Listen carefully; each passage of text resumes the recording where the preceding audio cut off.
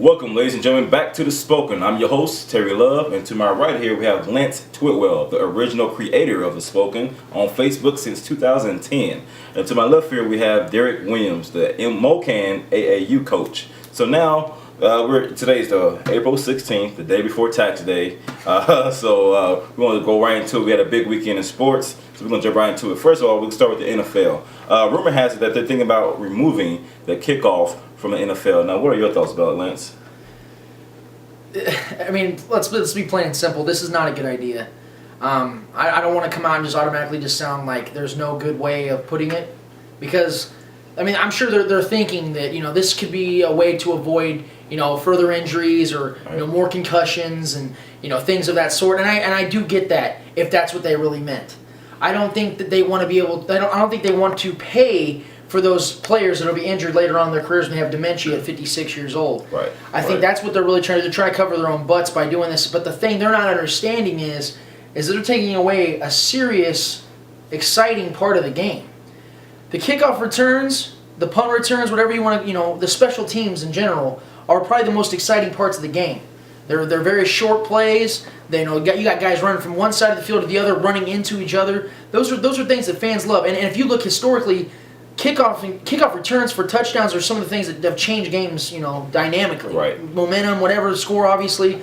But the NFL's not understanding. If this does go through, they are ruining this game. I'm going to be bold to say that. If they take kickoff away, I mean, they put it at the 35, and fans were just totally in an uproar about that because there were so many touchbacks.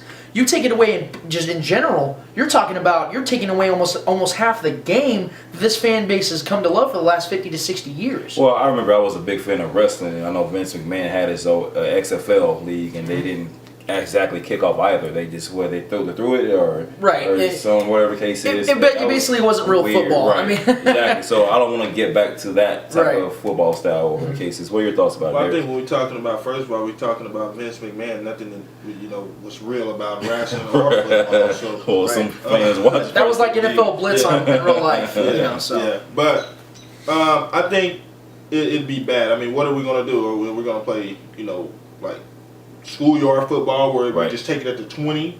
I do agree. I think they are trying to cover their own butts. I think it takes a lot of excitement. I think the kickoff return, the excitement that it brings is kind of equivalent of to the home run in baseball. It's the big play. It's what the fans want to see.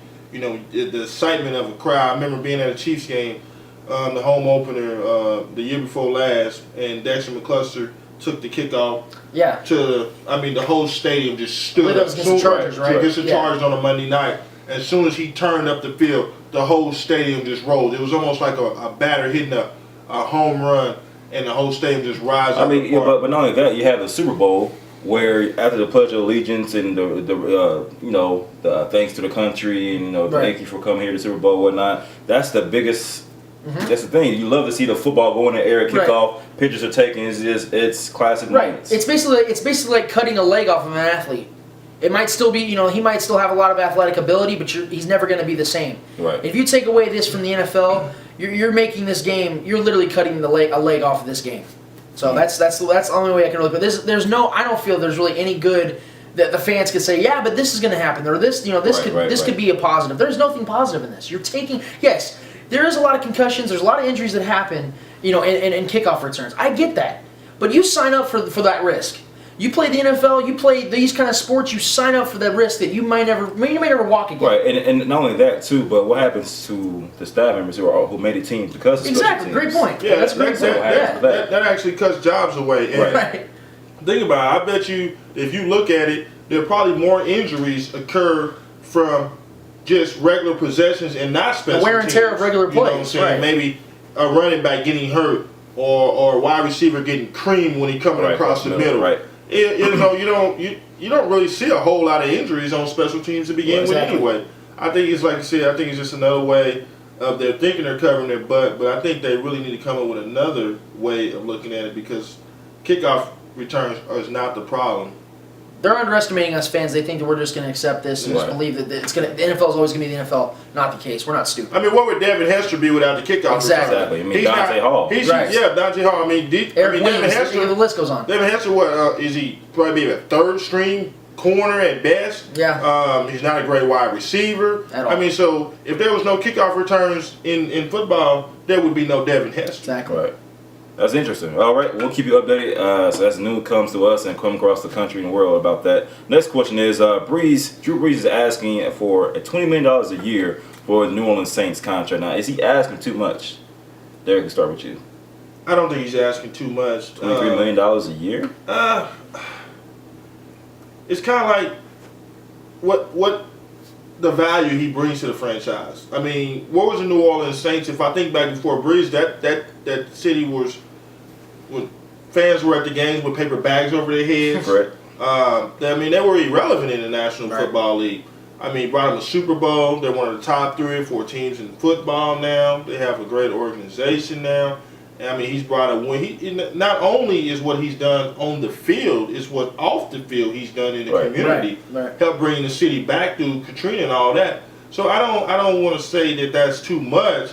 I mean, sometimes it's more than just football. Right. You're looking at a guy's valuable, what kind of person he is, and the intangibles that comes along with everything outside, on the field and off the field. And if you're looking at Drew Brees on and off the field, I think he's $23 million is okay with me. Lance. You know, actually, I'm going to agree with you, and the reason why is because, you know, the biggest complaint of a lot of people that are casual fans in any sport is, you know, these guys are paid too much. I know we've all heard it. We've all heard it a million times from a million different kinds of people. And the thing I can say to that is that's not the truth at all, because if you really want to look at it in the big picture, these guys aren't getting paid enough. Because they're the reason why you go to the games, you buy the merchandise, you watch them on TV, you do anything sports related. It's because of these guys. Your kids play sports because they want to be these guys. Everything they do brings in money.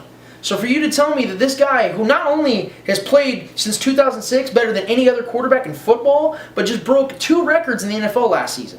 So to me, this guy is worth $23 million. My question though is, will the Saints give it to him?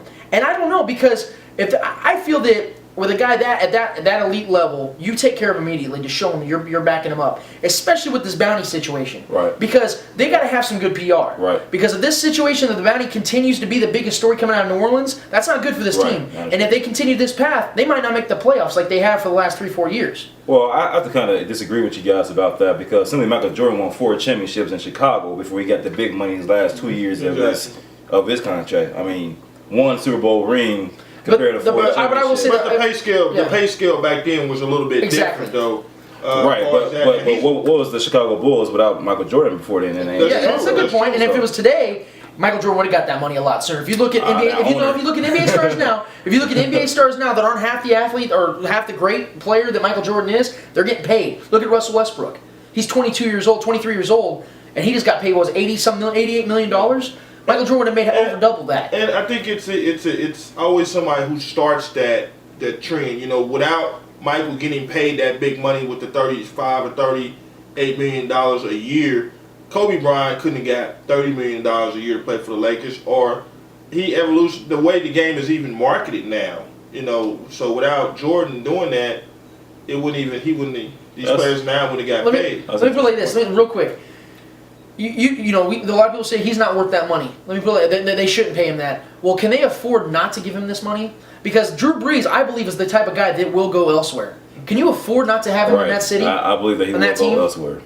I'm just asking. I mean, I think that's the biggest question. Can you afford not to give him that money if that's what it takes to keep him? Well, if he's gonna go anywhere, I hope it's Kansas City. Kansas City Chiefs, we got to open for you all day. Next question, final question of this segment here. Tebow, how will he fare in the Big Apple, and will he start before the end of the season? Let's start with you, Lance. We need a longer segment for this one, but I will say that, you know, there's a lot blanketing this situation right now. A lot of people saying, well, Sanchez is the starter. I can't say it enough. I can't stress it enough. Guys, you don't bring Tebow in his whole Tebow mania unless you're planning on this guy playing a lot more than just wildcat formations. I understand that Mark Sanchez might be more of a conventional quarterback, and he has given the Jets a lot. And I'm not taking nothing away. And I wasn't the one that put Tebow in New York, okay? So I'm not sitting here saying that was the right move. But since he is there, I can only go with what we've been given. And what I'm going to say is Tim Tebow, if Mark Sanchez struggles at all this season, you're going to see Tim Tebow. Because Rex Ryan knows. This is Rex Ryan's 4th season as this head coach. If he messes up at all, if they don't make the playoffs this season, he's gone.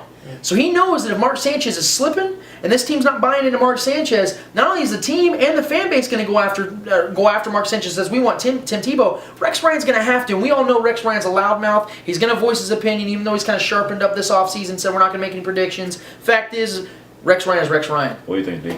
I think Tebow will do okay in the Big Apple. I'm just not sure what position he will be at in the Big Apple. Fullback, as you said. Fullback. I don't even know if he's going to play quarterback. But whatever he plays, I think he's going to do well at because he's just that type of player. But I think they brought him in kind of trying to get some attention off of the bad publicity that Jets got in the offseason. Yeah. And what better guy to bring in that's more positive than Tim Tebow. But that can only go so far. The nice PR move can only go so far. Yeah. Because Drew Brees brings a PR move, the positive light, like we were just talking about New Orleans, but he also brings the stats. He also brings you championship. Yeah. But there's nobody. So Tebow's got. But there's nobody that I've seen in a long time that has this much positive. I totally agree with you. Right. Around and that could somewhat be his downfall because you know how America is and the world is. If you slip up one time, they're ready to hang you by the same. And a quick thought is if they're in training camp and Tim Tebow and Mark Sanchez are going at it and Tebow looks better, let's just say that happens. What does Rex Ryan do? Well, that's a question we're going to leave off on. Once again, this is The Spoken. Your host, Terry Love. To my right, Lance Twidwell, the original creator of The Spoken on Facebook since 2010. And to my left here, Mo Can coach Derrick Williams from the AAU. Thank you once again. This is The Spoken, 4/16/2012. Thanks for joining us.